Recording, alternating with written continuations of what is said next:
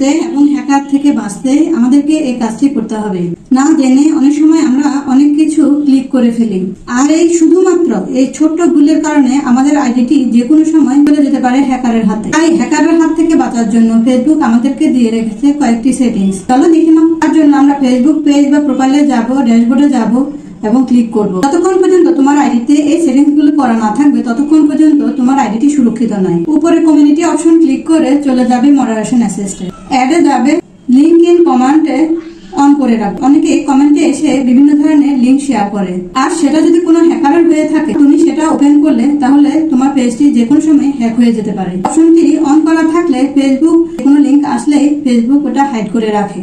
আবার ব্যাকে যাব, এভাবে সেভ ক্রিয়েশনে গিয়ে সেভ করে দেব। তার জন্য মডারেশন অ্যাসিস্ট অ্যাড করে নেবে। তারপর আসো স্প্যাম কমেন্ট। স্প্যাম কমেন্টের কারণে অনেক সময় আইডি ডাউন হয়ে যেতে পারে, তাই স্প্যাম কমেন্টও আমরা মডারেশন অ্যাসিস্টে সেভ করে নেব।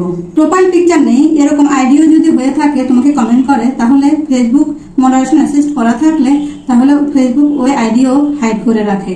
এভাবে তুমি তোমার মতো করে 10টা অপশন তুমি অ্যাড করতে পারবে, কারণ কে কখন কোন চিন্তা নিয়ে আমাদের আইডিতে ঢুকে তা আমরা কেউ বলতে পারি না। নিজস্ব প্রোটেকশনের জন্য আমাদের এই সেটিংস গুলো অবশ্যই করে রাখতে হবে। তাই আমাদের আইডিকে সুরক্ষিত রাখতে হলে আমাদের এই সেটিংস গুলো অবশ্যই করে রাখতে হবে। Thank you.